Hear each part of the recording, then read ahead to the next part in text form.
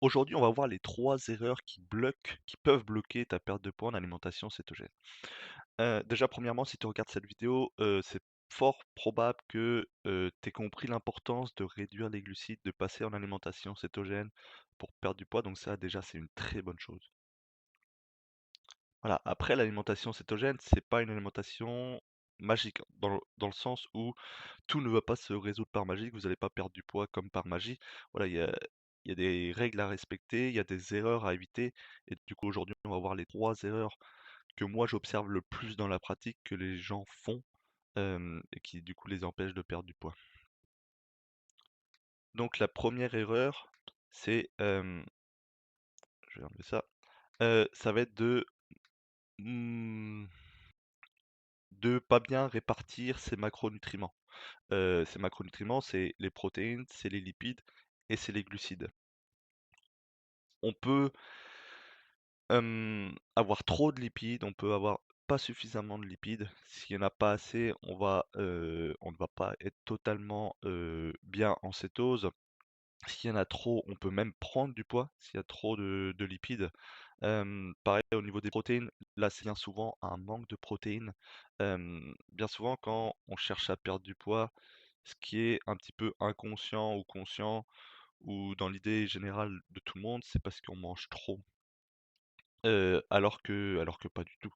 La réalité c'est qu'on mange pas de la bonne manière et du coup, on a tendance à toujours réduire ses portions, à contrôler, ce qu'on mange, contrôler ses quantités et du coup, on se retrouve à avoir les mêmes biais en alimentation cétogène. C'est-à-dire que on aura tendance à pas trop manger, à éviter. Par exemple, si on a l'habitude de manger 150 grammes, de protéines sur un repas, ça va être difficile d'un point de vue psychologique d'augmenter ces quantités et pourtant, c'est souvent l'erreur que je vois de personnes qui mangent par exemple, des femmes qui mangent 50, 60, 70 grammes de protéines par jour, ce qui correspond peut-être à, je sais pas, à 1 gramme à peine, par kilo de poids de corps.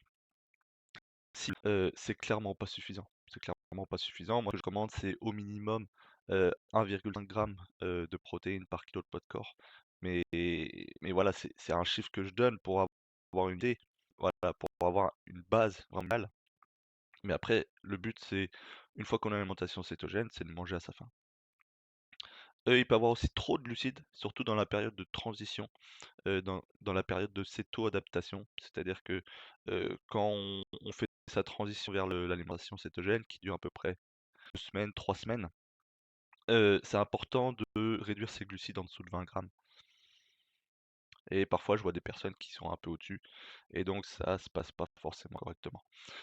Ensuite, voilà, ensuite on peut être un peu plus laxiste, mais tout en restant quand même suffisamment bas parce que quand il y a une résistance à l'insuline, quand voilà, hem, on cherche à perdre du poids, j'irai pas quand même au-dessus de 30 grammes par jour. Donc là, en numéro 2, hop, ça va être le manque de micronutriments. On entend souvent de la part, que ce soit d'un médecin, que ce soit d'autres personnes, que, l'alimentation cétogène, c'est une alimentation qui est carencée. Alors, en réalité, c'est faux parce qu'on peut, correctement organiser son alimentation cétogène pour qu'il y ait aucune carence. Mais il faut savoir ce qu'on fait. Il faut savoir ce qu'on fait et une simple carence, ça peut complètement bloquer sa perte de poids. Donc c'est important de, bah, savoir où trouver ces micronutriments, savoir dans quels aliments les trouver et cetera.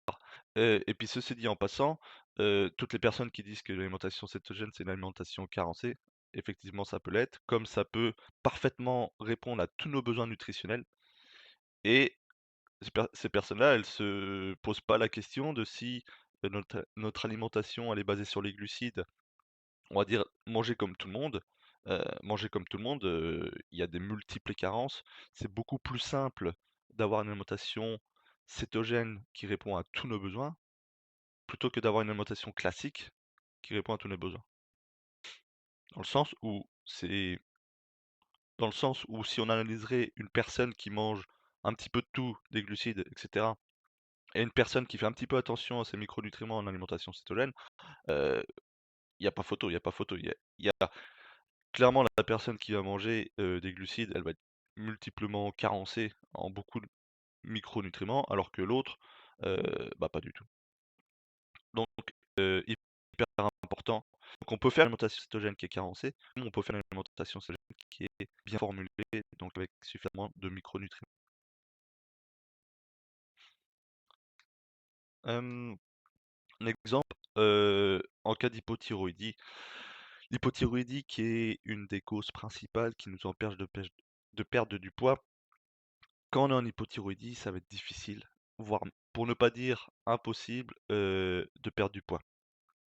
Et donc, en alimentation cétogène, il y a des choses à mettre en place, bah, pour rebooster cette thyroïde. D'ailleurs, j'ai fait une vidéo sur le sujet, n'hésitez pas à la voir, où j'explique les causes, où j'explique les symptômes, où j'explique les solutions à mettre en place exactement en détail. Là, je vais pas rentrer dans les détails, mais s'il n'y a pas suffisamment d'iode, s'il n'y a pas suffisamment de sélénium, de zinc, de magnésium, la thyroïde va tourner au ralenti. Et on peut très bien être carencé dans tous ces micronutriments en faisant une alimentation cétogène.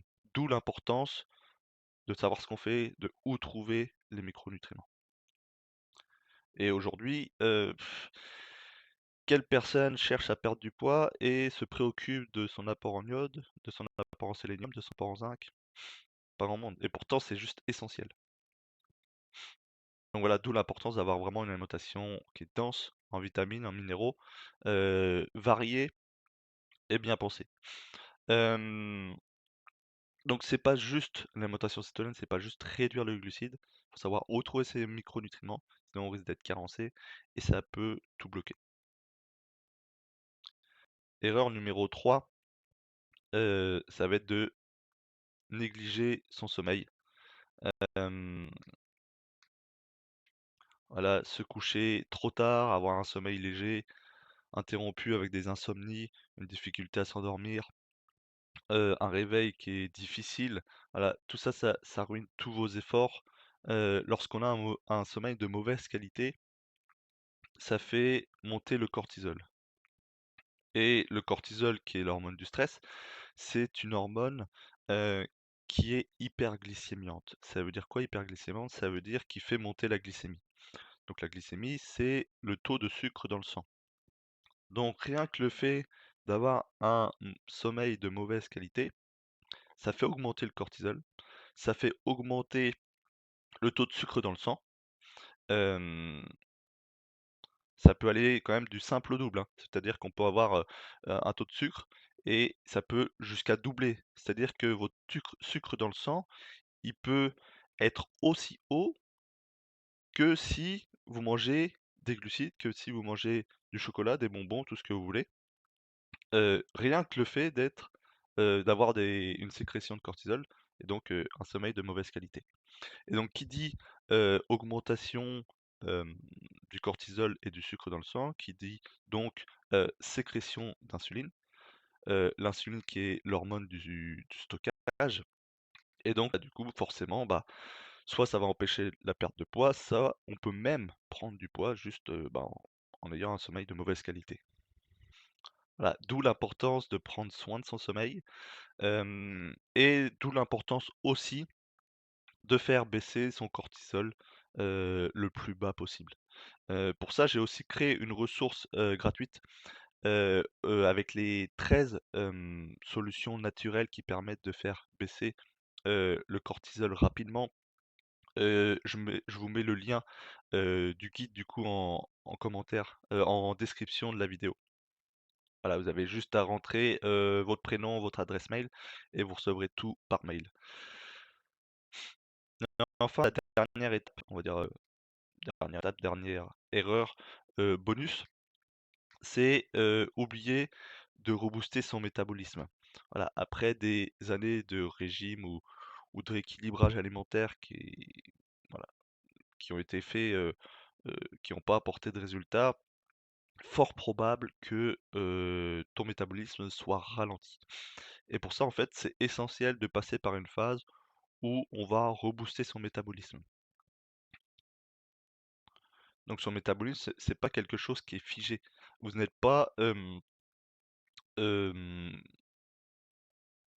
contraint à, brûler une certaine quantité d'énergie pour le restant de votre vie. Par exemple, si, hem, vous avez estimé que, vous brûlez 1 800 kilocalories. C'est quelque chose de variable en fait, dans le sens où ça s'aligne en fonction de ce que vous lui donnez. C'est-à-dire que si vous mangez 1 800 kilocalories, vous allez brûler 1 800 kilocalories. Si vous le donnez 1 500, vous allez brûler 1 500. Et pareil à la hausse, si vous brûlez 2 500, votre métabolisme va augmenter pour brûler 2 500 kilocalories. Donc si vous tourniez autour de 1 700, 1 400, même certaines personnes 1 300 kilocalories. Ça va être essentiel de passer par une phase où on va booster son métabolisme, bah, pour le augmenter, pour que la perte de poids soit quand même faisable, que vous soyez pas tout de suite en excès calorique et du coup, bah, reprendre du poids rapidement, voilà. Comment on fait ça? Hem, voilà, il y a plusieurs étapes, ça va être d'augmenter progressivement ses calories, ça va être de manger plus de protéines.